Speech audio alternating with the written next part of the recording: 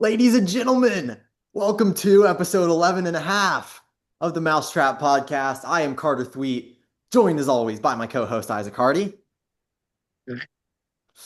Sorry, you usually say what's up. It threw me off, but that's okay. Nothing can throw me off tonight because we have Mixing a it up. guest. I'll give you one word, Jaguar. It's Tucker Cromwell. How you doing, sir? Doing great, doing great. Glad to be a part of it. Glad to have you. Can't believe this hasn't happened yet. We've got quite an agenda tonight. Obviously, we start off with the much anticipated Tucker Cromwell interview. Then, of course, we move into Who Got Chopped, the waiver wire, the Fickle Beast Award, which Isaac has named Fickle Pickle for reasons unknown to me, and an interrogation. No word on what that is yet. That's a new segment, probably only for this week. Anything from either of you gentlemen before we jump into the agenda? I'm fairly certain I did not name that Fickle Pickle. I think that's left over from you. I also did not write that. So that is mysterious. That is very mysterious indeed. Tucker, anything you're wanting to say? Anything you're wanting to add before we jump in here? No, let's talk about some chuz. Let's talk Chuz. All right, we have a slide here, very exciting slide. Tucker, you are related essentially to pretty much everyone on this slide. Can you identify any of these gentlemen? Well, I see the Jaguar, obviously. Um, and I see, is that Mr. PJ Tucker in the bottom left? Yes. That is PJ Tucker. Well, well All done. right. Now the other three, I might need some help. Okay, let me ask. Is the guy in the middle Oliver Cromwell? Oliver It Cromwell, is. what a Okay. pull! Who was Oliver Cromwell? Do you know?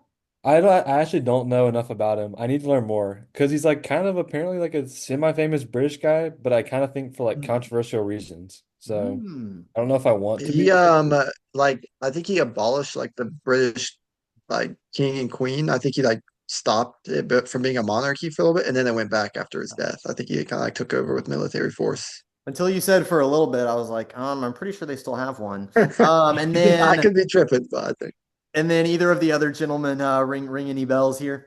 not ringing bells. So Isaac, you did the Especially top not right. Who's that? bottom Who's right. that He's man? so cool. Isaac, who's Top the right's top right? Chris Tucker, Chris Tucker, don't know much a about him. comedian. And the bottom right, I was really excited to put this guy in here. It's from Rick and Morty. It's Jaguar. It's Jaguar, but they call him Jaguar. You guys have to remember Jaguar. Come on now. I don't think I saw I've that. seen like 5 episodes. Okay, whatever. That's fine. I don't. It actually doesn't even bother me. So that's I actually honestly cool. thought it was a Samurai Jack character. I'm not gonna lie. It could be. Dude, Yeah, I'm but not watching 17 seasons of that show to get this well, reference. no, I'm that sorry. character comes up. He's in season 7, so you probably don't know him because the show hasn't gotten good yet. But anyways, Tucker, it's what everyone wants to know. It's the question on everyone's minds. How's life for the Jaguar these days? What's he up to? Oh, we're just trucking right along, kind of knee deep in dental school right now. It's been a surprising semester, I guess, Hmm. of a harder one than I expected, Hmm. Kind of threw a curveball, but it's been good though in a lot of ways. Challenging, but a lot of growth. Yeah, kind of feel like I started to get a little more of a hold on things, a little more of like a rhythm and expectation, like knowing what to expect, how to prepare appropriately for things. So that's Hmm. kind of helped out a little bit. Um, Nice. enjoyed married life. That's been great. Josie's been traveling a lot recently, which is kind of sad, but Hmm. hopefully she gets to stay more local pretty soon. Don't know exactly when, but I think here in the coming weeks she'll get to stay around in Memphis a lot more. So she'll be around like at nighttime and stuff a lot more, which would be really good. Is But that like a y'all work are thing coming she's up on, traveling for? sorry. Sorry, is that like a work thing she's traveling for? Yeah, for work. Cause so basically she's like working at these different hospitals and her like boss, like trainer guy is kind of like, while you're still getting the hang of things, we'd love for you to go like travel around to like surrounding cities, Hmm. get to like, learn under those doctors so that if you're like, there's something like some kind of like hiccup or anything like goes wrong some kind of way, it's in front of a doctor you're not going to be like working with long term kind of thing, which is good, it makes sense. It's like a smart strategy. Like, so when she actually gets to the doctor she'll be with constantly, she's got more of a, confidence of like what she's, feeling good about what she's doing and stuff. So it makes sense. But I think she's about there to be able to stay more local, which would be good. Have you Um, oh sorry. I keep you talking. guys Well, are it looked like I thought Isaac was going to jump in, then he didn't, and now I just don't know what to do. Isaac, you just take this one. Tucker. You and Josie are about four months of marriage. Is that right? Yeah. 4 months as of yesterday, actually. Dang, congratulations. That's exciting. Yeah. Well, I mean, I'm glad you're getting a better hold on dental school, but it was devastating losing you on the 2K grind. That one hurt. That one Hmm. hurt. Yeah. I hope to make a return one day. Mm, I hope y'all stay strong and I don't know, I can see myself one day in the hopefully not too distant future mm, returning to the grind. Yeah. nice. I also Oh, really wow. I really want to applaud you because Tucker, for those who don't know, he sent a heartfelt message in our 2K group chat about, I'm not going to be able to do it this year, hope to be back one day. And then he immediately left. And if it was me, I would have stayed in the group chat to just soak up the love and we'll miss yous and then left. So I really appreciated you. You didn't send it, you weren't fishing for anything. It was just true, heartfelt, genuine thoughts. I appreciated that. Yeah. Mm, Had to go out with a bang. Last question dang. for me. Have you encountered the National Guard in Memphis at all? I have not actually. I thought I w would see like I like drive through downtown every single day to get to school. So I thought I would like definitely see, you know, different National Guard people around here and there, but I still haven't seen one yet. Hmm. Uh, I kind of think they're probably stationed more like in different like suburbs, like kind of north and south of the city a little bit. Mm. So that's probably why I'm not seeing them. Hmm. But yeah, still on the lookout for them.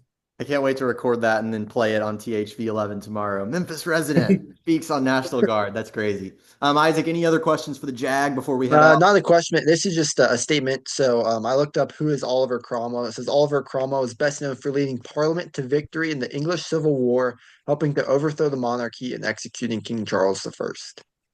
Oh, Heck yeah. okay. That's awesome. I feel like I can be proud of that, I think. Sounds cool. Yeah. Shout out Ollie, Let, for real. let's dive into our chop then.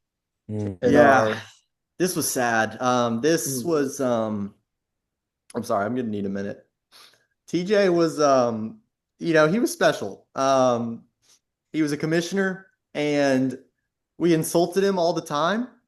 And he Mm. was Jesus. He turned the other cheek. He wasn't Jesus, but he took Jesus. You know what I'm trying to say. Look, here's the point. We insulted TJ all the time. And when I got chopped, he wrote me a poem. He Mm. wrote me a poem. I don't have the words. it's like losing part of your body, like losing your head or something. It's just like he was our leader, he was our general, our captain in this league. And it's just like I don't even know if I want to be around anymore if he's not around anymore. Yeah. Tucker, I'm sure you're feeling many of these same emotions. Yeah, I mean, I look at the chopping block right now, and it's just not the same without Team TJD player. Like, I don't know. I don't like put me on the chop block. If that's where TJ went, I want to follow, you know? It feels like him and his dad are the two people I would want to sacrifice myself for. So I don't know Mhm. what that says about the Davidson family, but it says something. I really wanted to try hard on my poem this week because TJ wrote me one last week. And so I really feel like I dove into my bag here. I was in the thesaurus a little bit. So here's what I came up with. I hope this captures the moment. The light beams strewn across the hazy pink sky. I look up and I see him, and I give a great cry. I wrote that wrong. I see him in the sun, the sky, the trees. I feel him in the heat, the cold, and the breeze. My commissioner, yes, but he was much more than that. A dreamer, a visionary. I know where he's at. In Chopped League heaven, if there is such a place. He fought the good fight. He has finished the race.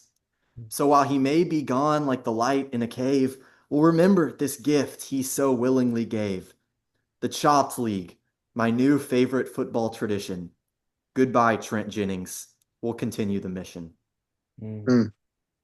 Except I Nothing won't like because I'm giving chopped, but you guys continue the mission. Tucker and I will rally. We'll Yeah, chop I it up. apologize for the typo. I really took this poem seriously, so apologies for that. But TJ, We'll miss you. I didn't know if it was a little sacrilegious to put he fought the good fight, he has finished the race for getting chopped out of Mm. the chopped league in there, but I was really trying to go all out here. So let's look at the waiver report. Waivers were I don't want to say uneventful. Just there's a lot fewer teams left. There's a lot fewer dollars to go around, and a lot fewer holes to be filled. So we only had five waiver claims that were of note here. And before we dive into them, Tucker, I was just one thing I've noticed with you kind of throughout us doing this pod and going over these waivers is it seems like you consistently have a bid on the player. It's like every time there's any player worth anything, there Tucker Cromwell is at least throwing something. And I feel like a couple times, especially early on, that really paid off. I feel like you grabbed a couple of guys for cheap. So I'm just kind of curious, what's been your philosophy going into waivers? You know, whenever you're considering who you want to grab, how much you want to spend, what goes through your head there? How do you evaluate that? Yeah, my philosophy just with the league as a whole has been from day one, I'm not guaranteed another week of chopping. Mm, And if that's the case, I don't want to find myself on the other end of that guillotine and I said, what could I have done more, you know? mm, And so that's why I'm already down to $11. And that's why I always throw something on a guy anyways, because the way I see it, it's very unlikely. But some of these big names, you look at a Bijan and a Josh Jacobs. What if everyone's like, I'm gonna throw all my money at one of them and not at the other? Because I think, one way like, oh, what if the off chances that everyone thought Bijan will be such a hot commodity, I'd rather pay up for Josh Jacobs more. And then no one pays for Bijan and I get him for $5. mm. Low chance, but like doesn't hurt me to just put $5 on it and then it get rejected. Yeah. That's kind of been Yeah. my philosophy with it. I was looking at some of your bids, and it's been pretty awesome. Because you're not on the chopping block right now. I don't believe you're pretty close, but you're not on it. You got Tucker Craft for $3. You got Judkins for $1, and you got Scadaboo for $2. So $6 for three guys who I believe are starting for you. Mhm. That's pretty good. I'll let y'all talk more about this week's waiver since I'm no longer in the league. I wasn't bidding, but I wanted to throw that out. You've done very well on some budget buys this year. Yeah, Yeah, I appreciate it. also just want to point out before we dive into this, just what like you were saying, Tucker, looking at our graveyard here. Nixon, of course, had all of his fab first one out, not much you can do. But Yeah. Scott had 990. Grant had 985. Carter, you had 516 shoot. It's been some, and TJ had 197. But I totally agree with kind of that philosophy. It's like you don't want to go out with cash in hand. And I'm actually a little worried. I've got a little cash in hand this week, and I would hate to go out with that in my pocket. But Mhm. let's dive in here to this first waiver with the Bijan Robinson. Uh, Drake doing exactly what he had to do to beat out Austin, grabbing Bijan for 277. I'm just curious, kind of what are your guys' thoughts? Is that an overpay, an underpay, good price? What are your thoughts here? I'm not going to offer thoughts because, like I said, I'm chopped, so my opinion doesn't matter. But I just want to point out how every single week Isaac gives the same talk about, yeah, look at these idiots in the graveyard. They didn't spend any money. Gosh, I would hate to be like them. That's all I have. Tucker, talk about Bijan Robinson. Um, well, I'll start off with mad respect for one, Austin just saying it like it is. Two, Drake trusting Austin, saying, "Okay, I believe you." And then three, Drake saying, "I'm going to outbid you by $1." I mean, that is just cinema right there. And I would not say it's an overpay. I think Bijan, I don't know. I think if you were doing a redraft of a regular league, like, today, this week, Bijan would still be one of those top, one of those first guys off the board. And he's that kind of a game changer, I think, especially this late in the season now when you really need like those big punches to kind of like put you over the top. And Mhm. there's only five teams left. Like you got to go out swinging with like the best of the best. So I don't think it's an overpay at all. Yeah, one great thing about Bijan is he had his bye last week, and so it's a guy that's going to be playing every week throughout the rest of the season. I think the bye week's definitely becoming a factor here moving forward because if you spend money on a guy, having that vacancy is there's only five teams left. It'd be very easy to get bumped just because your star player's out. So being confident that he's going to be there for every week is really valuable. I'd love to look at Josh Jacobs. So Josh Jacobs going for $1 less than Bijan. Looking at our bids, Tucker, yours and mine, we both clearly valued him a little bit less. Of course, you were a little bit limited in how much you could bid there, but what do we think about that in comparison? When you understand Bijan went for 277, what do we think about Jacobs going for 276? Um, yeah, Jacobs. Obviously, the name doesn't sound as like cool or whatever as Bijan necessarily, but Jacobs has had a really good season. Hmm. He's I'm looking at him right now. He's running back 14, but that includes a bye week. I think if it wasn't for the bye week, he'd be like running back, got to be like top three or something. I mean, he's had a Yeah. 14, 14, 12, and 31. Like he's been insane. And I don't really see a reason why that should change. They have pretty good, like Cincinnati, then Arizona. Like that's a good 2 weeks of, I don't know. Like I don't think that's necessarily an overpay either. Yeah, I agree with you. Kind of face value, it seems a little tough, but certainly looking at that schedule, and then they get the Steelers in week 8, but then in the championship week they go against the Panthers. It feels like he's going to have 3 out of 4 really strong weeks, and so yeah, I really don't hate it there for Austin. I think, like we said, you got to do anything to get out of the chopping block. Austin's second currently in terms of best position, and so I really like that move for him. I am just curious. Austin only has $47 left, so if he had got Bijan, I don't really know what he plans to do there. I feel like that's happened a few times where people have overbid. I don't know if we've had someone that's overbid and then like they were the highest bid, but they couldn't get him. But I don't know. I would love to ask Austin about that because he had like $300 left and he bid 600. I don't know if any of you guys have done that strategy, but I find that interesting. I've not done that. I wonder it was probably because like the order you put it in matters. So like if he'd won the Bijan and he did Bijan first, he'd get that before he got Jacobs. Mhm. And so he probably figured I need one of them. I'm going to do Bijan first. Hope I get that. If not, I get Jacobs as a fallback. Makes sense. And then our last one here on this side is just me grabbing CD for 25 bucks. I was the only bidder. You guys may think differently, but I think this is a steal. I'm hoping CD plays this weekend. He may not. But even still, getting him for 25 bucks, if I survive this week, one of the best wide receivers in the league in fantasy and a high powered Cowboys offense, I think this is a great acquisition. I don't know if you guys disagree. No, no huge disagreement. I think it really depends on when he comes back, like you said. But I'd hate it more for some teams. Like I think, if this was obviously Tucker doesn't have $25, but like if Tucker puts down $10 on this, I'm like, whoa, you only have $11. You want to spend it on CD, but you have $185 left.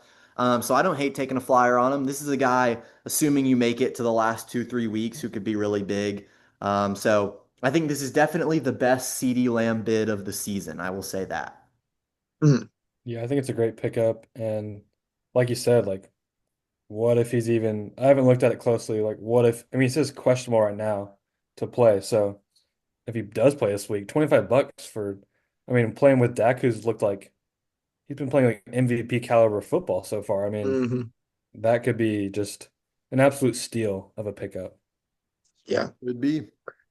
So let's look at our last two here. Not quite as exciting. James Cook going to Chitty there for, sorry, I'm trying to move my face out of the way, for 150 bucks. So Chitty's currently the one on the chopping block, I believe. Projected only about 3 or 4 fewer points than like me and Tucker and Austin. And so I think this is a pretty solid pickup for him. Certainly a position of need. Want to spend that money and get someone while you can, and hopefully stave off elimination for one more week. I'm curious if you guys have any other thoughts. No, I'm looking at the thing right now. I think I'm gonna have some Bowers thoughts for sure with this $10 bid here for Drake. But looking at Chitty's team, it looks pretty good. I think James Cook is gonna start comfortably in the flex spot. He was bad last week, but that whole Bills offense was kind of weird. But he's got Atlanta this week, pretty good defense, and then he has a bye. So that's a little risky. But I think Hmm. for a guy in Chitty who's on the chopping block, James Cook had 20 points or more in each of the first 4 weeks. So probability says he's more likely to get 20 than he isn't. I know that's not the best logic, but he's been really good this season. Chitty's on the chopping block. I don't hate the pickup, but I wouldn't say I'm like overjoyed with it either. Yeah, he seems a little of a touchdown dependent kind of player. His amazing games, four of them being amazing games, all had touchdowns, and his one bad game there was no touchdown. But you know, high powered offense, it he had to be picked up. So I don't hate the pickup at all. Yeah, if you remember, I think last season he had like 16 touchdowns and kind of thought in some of his a lower fantasy value this year was just like there's no way he's going to be able to do that, and yet he's been kind of doing that this year. But Carter, talk to us about Brock Bowers. What are your thoughts there? Yeah, so the bids here, Drake with 10, he gets him. You bid 7, Tucker bid 1. What I'm really wondering here is for a guy on the chopping block, and there's a chance Brock Bowers does not play this week. He's questionable, didn't practice Wednesday. There's a chance he doesn't play, but I still think Chitty with $125 has to spend something. I mean, at least if you're going to bid 150 on James Cook, at least give me like 12 on Brock Bowers. His tight end right now is Jawan Johnson, who, as we know, started really, really good. And then last week he had 4. Week before he had 7. Now he plays New England, who looked pretty good last week. So at this stage in the season, like, do we think Jawan Johnson is one of the 5 best tight ends in the league to be starting? I certainly do not. George Kittle's on IR. He may not come back till week 7, 8, later than that. So I just think Chitty needed this. Even if Brock Bowers doesn't play this week, it's still a good option to have. And Brock's been really good. He's been double digits every single week, even, when he got hurt last week. I just don't see why Chitty wouldn't put down $20 here. I feel like that's an easy bid. Yeah, I mean, I see where you're coming from. Part of me says like Brock is averaging less than 11 points a game. He's questionable to play. He's been dealing with injuries this kind of whole year. And some of these teams he did do well against have bad defenses, like the Patriots and the Bears. So I'm a little thus on Brock, honestly, in fantasy. And obviously, $11 isn't a lot. Maybe that would have been an upgrade over the position. But I get it. I understand Chitty thinking like, there's no way I'm going to get him for cheap. He's not worth however much 70 maybe that it feels like you should have had to pay to get him. And so he decided to pass up on that option. Brief aside, real quick. I think the averaging less than 11 thing, I think that's counting last week, and I guess he didn't play. He's got 17, 11, 11, and 12. So he's been more than 11 every week. Again, it's not like Mhm. he's lighting the world on fire, but if he plays, I'd feel confident. I'll say it. If Brock Bowers plays this week, he'll score more than Jawan Johnson. You can quote me on it. So I would have put down some money if I was Chitty. But again, he might not play this week, and then maybe George Kittle comes back. I just think it would have been worth like 15 bucks. Mm. So let's move on to our chop prediction here. And Tucker, before we reveal ours, you've only been looking at this briefly, but if you had to pick someone to get chopped, who would you guess? It's so hard at this point in the stage because you look at these teams and you like read the names. And it's like, wow, that team is so stacked. And then you go to the next one. It's like, oh wow, they're stacked too. It's really hard to make a prediction now. Looking at it, I know it's kind of generic or whatever to choose it, but Chitty does feel like the one team that is at a little bit of a disadvantage in my book. Kind of like you were saying, Carter, with Jawan Johnson. I mean, he's been solid, but he's kind of tapered off a little bit. And then I don't know, Jamar Chase had an amazing bounce back game last week, but kind of like a garbage time touchdown was part of it. And it's like, how much is Joe Flacco going to change that situation? I don't really know. Derrick Henry, like I'm not really sure what's going on there. I don't know.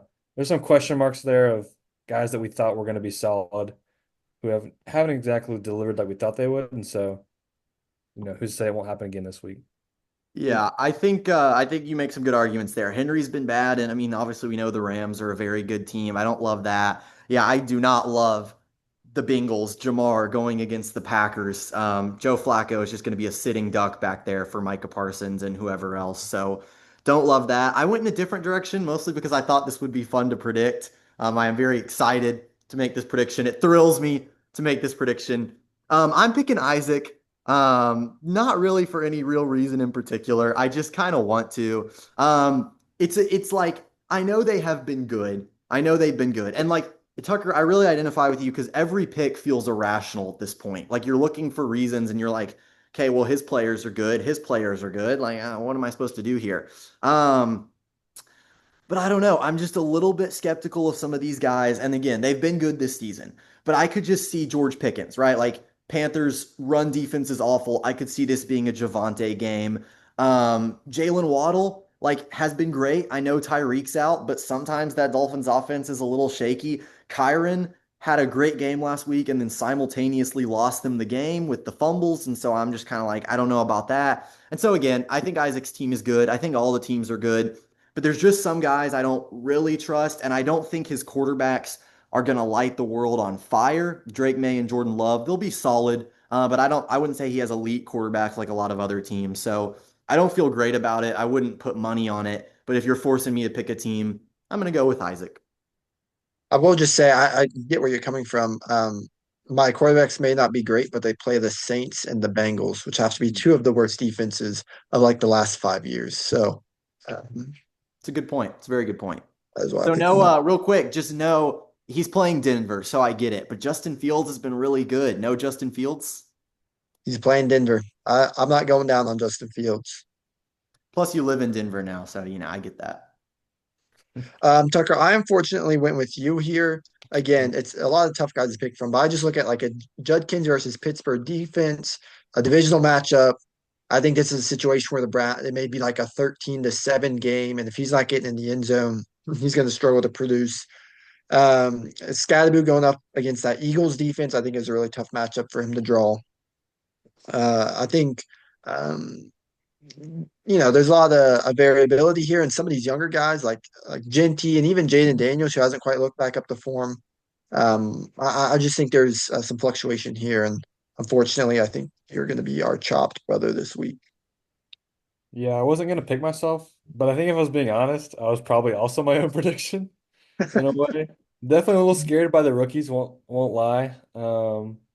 They've been solid, but I also saw I think Tracy might be coming back this week for the Giants. So how much will that eat into Scadaboo's targets and touches? I don't know, but we will see. I think it could be a spot to consider moving ETN for Scattaboo. I'm not saying I would 100% do it. I'd consider it. Yeah, it is under consideration. That is one of the things just with this league is because we have so many good players. There aren't like obvious start sits. It's like, well, like so and so could do really well, or so and so could do really well, and so that there's a lot more of that involved than maybe there is in other leagues, just because your whole roster is stacked. Mhm. Yeah, that's why I But like let's this move league. on. There's so much that's different with the waivers and who you put in and stuff. Fickle Beast Award is kind of a bore this week. I would love to give it to TJ since it is named after essentially his father, but I cannot. Looking back at Grant's team, this was a really tough beat, as they would say in the gambling world. TJ had really no injuries. Brenton Strange was hurt, but he was already 50 points behind any other team, whereas CD getting hurt directly affected Grant. I think Malik Neighbors may be the saddest bust performance on either of these teams. And again, like James Cook had a bust performance, but TJ lost by 50. So I'm not going to give him the Fickle Beast award. I'll miss his team. I'll miss him.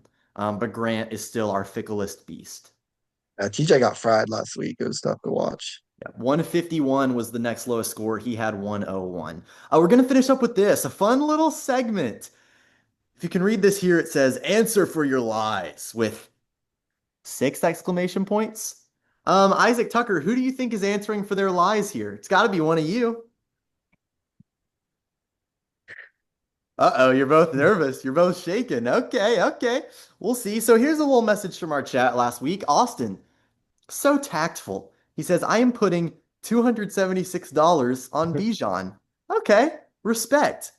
Drake says figured. That's not really important, but I just had to put that in so I could put this third message in. T. Cromwell. Well, I'm dropping $11 on him in case you're lying. In case you're lying, Austin. I think you're the liar in this situation. Isn't that cute? If we could just go ahead and go on to our next slide. Austin tactfully puts exactly what he said he would on Bijan Robinson. I didn't really talk about this edition, but I just thought this was like a fascinating moral dilemma. Like, I don't know if Drake is tactful for trusting Austin or not tact for bidding $1 over him when Austin, I don't know. But Tucker said, I'm dropping $11 on him. Can we go next slide? $5. That's a $6 difference. That's huge at this point in the season. Why the change of heart, pal? They're my enemies. I can't let you guys know what I'm doing.